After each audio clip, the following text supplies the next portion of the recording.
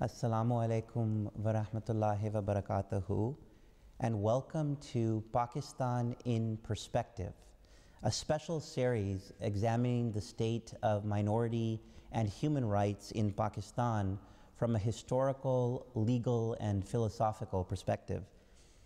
In our last program, we discussed the special case of the Ahmadiyya Muslim community in Pakistan and some of the objective evidence that exists to demonstrate the discrimination that the Ahmadis face in Pakistan.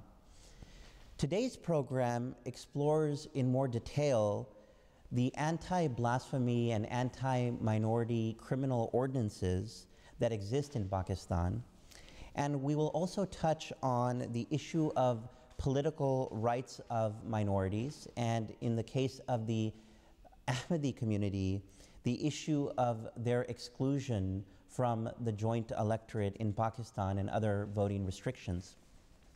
Joining me to discuss these matters are two very distinguished lawyers from Pakistan. We have Mr. Abid Hassan Minto. He is a senior lawyer and advocate before the Supreme Court of Pakistan and a constitutional law expert. Assalamu alaikum, Mr. Minto. We have Mr. Mujibur Rahman, who is a senior lawyer from Pakistan and advocate before the Supreme Court of Pakistan and an expert on Islamic Sharia law and related subjects. Assalamu alaikum, Mr. Rahman. I wanted to turn to you first, Mr. Minto. In prior programs, we discussed specifically the issue of the 1974 constitutional amendment, the Second Amendment to the Constitution, which defined who is or is not a Muslim for purposes of the law in a manner that set forth what is institutionalized discrimination against the Ahmadiyya Muslim community. I wanted your thoughts, Mr. Minto, on the events thereafter and what the implications, the legal implications of having this constitutional amendment. Well, the constitutional amendment was a disaster, in fact, in terms of law and constitution, and also in terms of peaceful society which Pakistan should have been right from the beginning. Because the fact that you make a community as a minority on the basis of its religious beliefs within the mainstream of the Muslim society itself. In fact, it could open up floodgates for discrimination between one and the other group within the mainstream itself. Now what you see is this: the Ahmadis are being discriminated within the mainstream Muslim community. Ahmadis are also discriminated as against the other minorities, in the sense that the other minorities are not by specific reference in the constitution or the law pinpointed as minorities who can be dealt with in a particular fashion, but the Ahmadis are. And the entire system of law, particularly the system of crime and punishment concerning the beliefs that has emerged after the 1974 constitution was amended, and particularly during the period of Ziaul Haq, has raised a whole system of separate jurisprudence, a whole system of a law which is from the basic very beginning a discriminatory law. So therefore, it has opened up floodgates. It has opened up floodgates in the society itself for treating one group of people as against the other in a discriminatory manner. Because if you lay down the foundations in the constitution and then follow it up in the normal law, then you are actually creating a society which is full of contradictions and conflicts. And we will now get to, in more detail, the specific pieces of legislation subsequent to the Second Amendment that essentially institutionalized the discrimination of religious minorities, we had the opportunity to ask some of Pakistan's leading experts to share their impressions about the anti-blasphemy law and other criminal ordinances during President Zia-ul-Haq's time. Let's take a quick listen. And the treatment of minorities, I think, was fine till General Zia-ul-Haq came to power, and Bhutto trying to make concessions to the right-wing populists in the country. The combination of these two things made conditions for minorities much worse. The big mistake Bhutto made, and I've written this many a time, that in trying to deal with the Islamist groups in Pakistan who were in a coalition, he thought he would steal their clothes. So he banned alcohol, he made Friday a public holiday, and one of the oldest demands of the hardcore Islamist groups was to declare the Ahmadiyas to be non-Muslims. He did that. It was not done by the right, it was not done by a military dictatorship, it was done by Bhutto, probably the most liberal prime minister we have ever had. And that, I think, was a huge tragedy for Pakistan, because it meant you could never roll it back. That had been done. Zia then, after he seized power in 1977, decided that this phase of the country's life was going to be Islamization, and he said so. So laws were promulgated during his years against religious minorities, the blasphemy laws were made worse, and the rights of women were severely truncated under that regime. And since that time, things haven't got better, they've got worse. And the conditions in Pakistan, especially after 1977, when Zia-ul-Haq started a policy of Islamization according to his own interpretation of Islam. That changed the whole scenario and whole vision of Pakistan, which was in the mind and in the documents of Pakistan, which was in the mind of the founding fathers of Pakistan. Zia-ul-Haq violated all those principles, and he changed the mindset of the people in a way that whatever is happening now in Pakistan, we can say that we are reaping what Zia-ul-Haq and his companions, military companions and civilian companions, had planted in Pakistan. There has been slaughter of Ahmadis also. Yesterday, day before yesterday, I believe a teacher was killed. I don't remember the city, just because he was an Ahmadi. We've still not forgotten what happened in Lahore. And periodically, Rabwa can erupt, or periodically whenever somebody's in. Now, the laws that Zia-ul-Haq has introduced, it is very strange that till date, if you talk about that law, it is akin to blasphemy. If you say that the procedure, the process of putting this law into motion needs to be checked so that it is not abused, from my perspective, every prophet is to be accepted, is to be honored.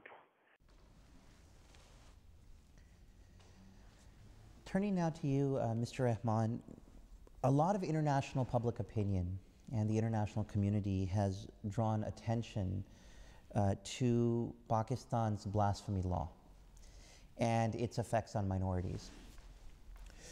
Help us understand what exactly is the blasphemy law and what were some of the events that led to its passage?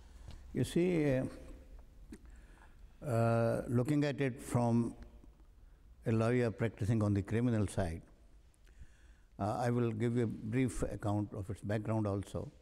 But these laws are so overbroad, so vague, and their implementation is so pervasive that the law itself is vitiated. Now, how these laws came into being, we have just now heard that Ziaul-Haq had an agenda for whatever reasons in order to entrench him into power in Pakistan. He started a process of Islamization. Now, one of the first laws which he brought in, we had some laws under the chapter of religious offenses, offenses against religion in Pakistan Penal Code right from the British days. But those were very thoroughly debated, thoroughly drafted, with all the requirements of a criminal legislation. Those laws were finely defined. But the first law which he introduced, 298A and B, I'm talking of 298B now. Now, blasphemy laws covers a wide range. 298B deals with defilement of Qur'an. Now, that law of defilement of Qur'an, actually, you know how it came about? I mean, when you try to project to the people the fundamentalist religious view, this is what happens. A terrorist, knowing that Ziaul-Haq was talking about Quran and Islam and Sunnah, and he was placating it, a terrorist picked up a volume of Holy Quran, he cut its pages from inside and put a booby trap in it, and wanted to present that trap to Ziaul-Haq.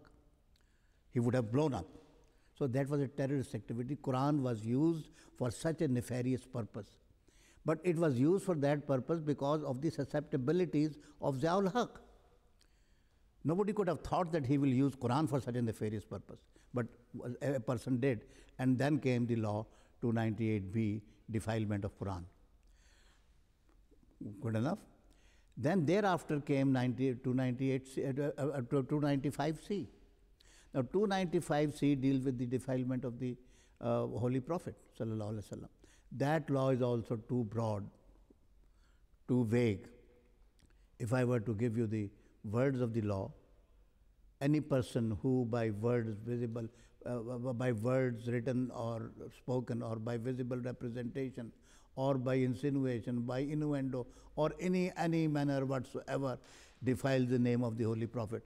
Now, all these words, insinuation, innuendo, you can think infinite ways where the man can be brought under the law. It's so vague. If you go to the international criminal law jurisprudence, if you look at the criminal jurisprudence, you will say the criminal law has to be specific. The man has to be put in notice what he is supposed to do or what he is not supposed to do. And to be clear, the specific language that you're referring to, that's the explicit language. So that facially, the language is vague. That indirectly or directly, by innuendo, by insinuation, these are standards that are difficult to enforce. I mean, these are all subjective standards. These are all, the law has to be objective. I mean, a person who is being hauled up under the law, he doesn't know what would constitute defilement of the name of the Holy Prophet. I mean, and the examples are rampant in Pakistan. Anything. If I may give you an example, I don't want to take too long, but in Multan, a teacher of Islamic studies who belonged to Jamaat Islami was charged under 295C for defilement of the Prophet because he gave a translation of the Quranic verse which is known as Ayatul Kursi, where he said, "Who is it that who can intercede with God except with his permission?" And a student said, "Sir, but the Holy Prophet ﷺ will intercede for us on the Day of Judgment." He said, yes, my child, but with God's permission. And he said, oh, the Prophet ﷺ needs God's permission. And there was a case under 295C. And the man had to run to Mansoura and Lahore. I mean, so there is no end to even, this is surprising, you know, under 295C, the largest number of people who are booked are Muslims in order to settle their own disputes. So the law is criminally, basically so vitiated that it has played havoc with our society. Mr. Minto, I wanted to talk a bit about how broad the law is and its broad application. The law has been used in to bring charges against well over 1,000 individuals. And These are individuals who are Sunni Muslims, Shia Muslims, the Ahmadi Muslims, Christians, and it's a broad range of individuals in Pakistan. Describe a bit your understanding of the purpose of the law. Was the law designed to affect such a broad cross-section of the community, and how has it been used legally? Well, there are two aspects of the matter. My friend has already spoken about the vagueness of the law itself. You see, because I asked one of the supporters of this law, I said, if a non-Muslim of any persuasion, not necessarily the Ahmadis as declared non-Muslims under the law constitution, but any recognized non-Muslim was to be asked, who is the last prophet? He will naturally speak of his own prophet. So therefore, Jesus Christ is the last prophet for the Christians, and Moses and Abraham for the Jews. Does he by implication defile the name of the Prophet of Islam, sallallahu alaihi wasallam? So it's all the vagueness. You can imagine the vagueness of this. So it can be used anywhere, in any circumstances. Wherever you want to punish a person on the premise of his belief and faith and his own commitment in his own life, you can take up this law and use it against him. So therefore, aside from that, I remember a case that I did of a certain doctor. He was a regularly qualified doctor, was lecturing in a homeopathic institute where he was teaching medicine and perhaps pathology and something of that sort. And in fact, that institute was in the vicinity of a madrasa. And some of the madrasa people, teachers and boys, they were his students. And they knew about him, about the doctor, that he was a free man, he was a civil society activist, he was a human rights activist, and so forth. So they were trying to put all kinds of questions to him to pin him down somewhere. One of them asked him, was the Prophet of Islam married with the first wife, the Khudadatul Kubra, under the Islamic rites? Was there a nikah pronounced? Now, naturally, he was a student of history, and he said there was no Islam at that point of time. And therefore, they were married according to the rights that were available at that point of time, prevalent in the society. Then he asked him another question, and he says, was the circumcision done to the Prophet of Islam? You see, this kind of a question, sinister questions to pin a person down, and a person who has a general understanding of the society and the life and the history, he will be answering questions according to his general information, and he will be caught down with this. Now, this law does not say that intention is a necessary part of this matter. So you will see it is open-ended. You can take any person in any manner, whatever the context in which he made a statement or a gesture or an observation, that can be covered by this law. So this is the vagueness of the law. It is to be used in any circumstances which is suitable to the authority concerned. And Mr. Rahman, separate and apart from Section 295C, what's called the Blasphemy law, there are also specific criminal statutes that target by name the Ahmadiyya Muslim community, and these are known as Ordinance 20. Explain a bit about what Ordinance 20 is and what does it seek to regulate? I think that Ordinance 20, one of the unique kind of statutes. I haven't seen any such statute anywhere else in the entire judicial legal history of many countries that I happen to have studied. It picks out, singles out a community as such, because criminal laws are usually whoever commits this or whoever does this shall be penalized. the laws of crime go like that. Whoever does this. Here, any person belonging to the Lahori or Ahmadi, Lahori or Qadiani group who call themselves Ahmadis. So whole group has been singled out for criminalization. Poses as a Muslim and goes on directly or indirectly, and all those things. I am not giving you the words of the statute, but they are so vague. For instance, poses as a Muslim. Now the word pose is so vague. Anything can be termed as posing. If I wear a French cut beard, which is the fashion in Saudi Arabia, do I thereby pose to be a Muslim? Or if I wear a beard, long beard, according to the Sunnah of the Holy Prophet sallallahu alaihi wasallam, do I pose to be a Muslim? Sikhs wear a beard very much akin to the Muslim scholars.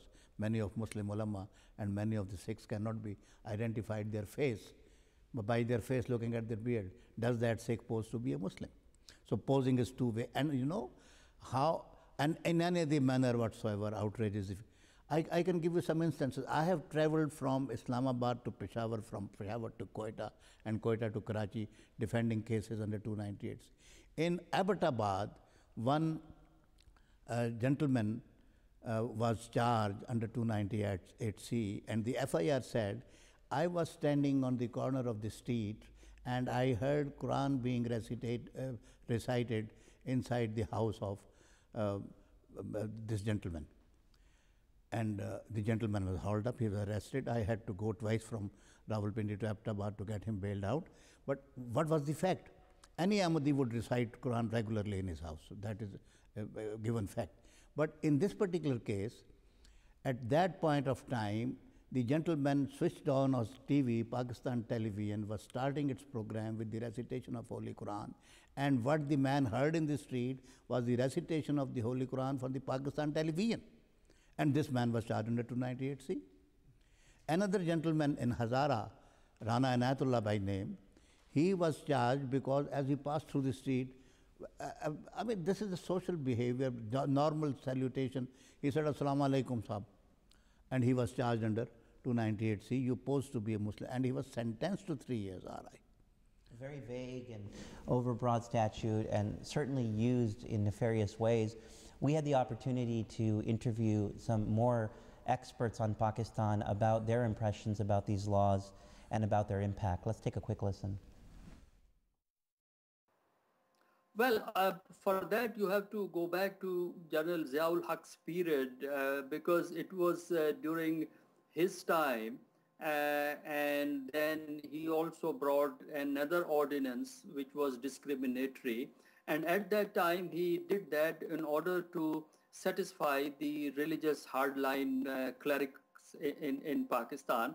Otherwise, in my view, it's not state's job to decide whether a particular person is following religion A, B. It's a relationship between an individual and God, and a person can follow any religion of his or her choice, and state can't make that kind of decision. But in order to satisfy the hardline religious leaders, this kind of condition was placed in the statement before you apply for passport, even for registration of vote.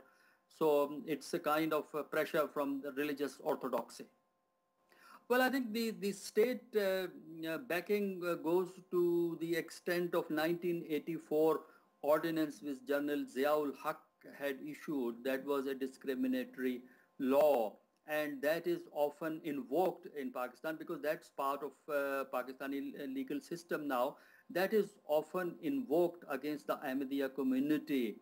Obviously, that cannot be invoked against any other community. Therefore, this law basically targets this community, and others are not really targeted by it.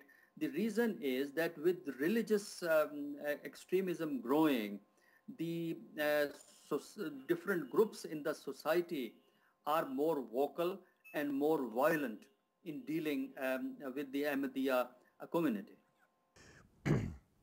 In the past, when I was young, and people would say, you know, why is it that Muslims never win any Nobel Prizes for science? And we used to say, Abdus Salam, one was the co-winner of the Nobel Prize for Physics. So it's not true. A Muslim has won a Nobel Prize for physics, not for anything else, for physics, a very advanced science. Today, you can't make that statement in Pakistan because it's illegal. Absolutely. But you can say that in India, it's fine. You can say that in Europe, it's fine. Yeah. You can say that in the United States, in Africa, it's fine, but not in Pakistan. And people don't see the absurdity of this. I wanted to now turn briefly to the issue of political rights for minorities in Pakistan, and specifically the right to vote. We know that the right to vote is guaranteed in Pakistan's constitution. Mr. Minto, help us understand the history of the voting rights in Pakistan. Have religious minorities been able to vote in the same way as the majority? Well, religious minorities in Pakistan are non-entities, I must say, right from the beginning. They were never recognized except for Mr. Jinnah's speech when he said that they are equal citizens, notwithstanding the pretensions of the ruling people and the constitutional provisions here and there saying that everybody is equal. In fact, the minorities have never been treated equally. So therefore, right from the beginning, there has not been a proper treatment of the minorities. And when I say a proper treatment of minorities, I am only using the language which is commonly being used in this context. Otherwise, in my view, the treatment to a human being is the issue. A citizen of a country is a human being fundamentally, and he has to be treated as a human being, whether he is a man or a woman, believes in this or that religion, has any persuasion politically speaking, he has to be equally dealt with all other citizens in the country itself. That has not come to be. And the changes in the law and the constitution and the manner in which the views of a certain group of people who were the orthodox conformists and the right-wingers in the matter of religion also, because in religion also you have progressive and modern and liberal interpreters of religion. That view was accepted for political purposes, and the result was that the whole society itself was geared towards a situation where the normal human considerations failed in front of the religious bias itself. So that is the result. So the religious communities have been suffering. It is not merely Ahmadiyas. Ahmadiyas have been specifically picked up for this purpose, but all other communities by default, in fact, they are also suffering in Pakistan. And one of the implications or results of that suffering is for a long time, Mr. Rahman, a separate electorate in Pakistan that was instituted for religious minorities as a way that they would vote separately from the mainstream majority. And so to talk a little bit about that separate electorate. That issue has been debated in Pakistan's political history since its very inception. But the basic idea which I try to project is that in a society which is, as a matter of fact, pluralist, which has many people with different faiths, different ethnic groups, so it is, as a matter of fact, a pluralist society. You convert the pluralist society and divide it, and you eliminate pluralism from the society, and the process of integration is seriously jeopardized when you provide separate electorate. Now that separate electorate system by itself is an absurdity in a political setup. Citizenship cannot be divided. Citizenship is indivisible. So that separate electorate for any religious group is a disintegrating process. Ultimately, this leads to a disintegration. If we want to build up a nation, and if we want to bring the solidarity in the nation, we have to bring all sections of the society together. And to be fair, the separate electorate was abolished in 2002 under President Musharraf, when in February of that year, he reinstated a joint electorate, and which was heralded by the international community as a positive step. But a few months later, by a stroke of a pen in an Executive Order 15, he said that the status of Ahmadis was to remain unchanged. So you have the rather remarkable result that the only community that is disenfranchised and not part of the joint electorate are the Ahmadi community, and they can only vote if they declare themselves to be non-Muslim. That is very interesting, that is very obvious. But I wanted to take you back a little in history.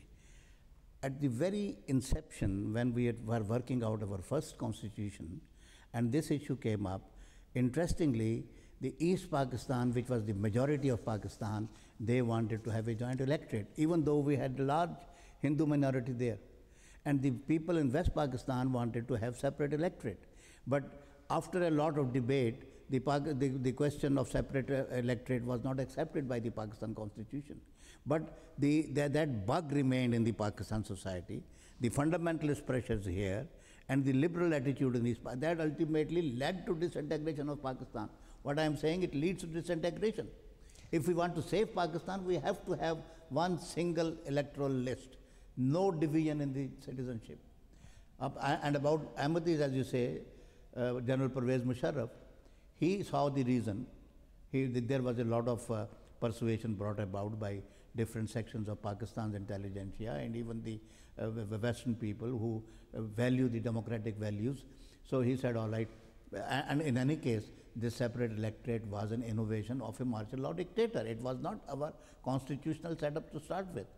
So Pervez Musharraf said joint electorate. But then again, the same bug.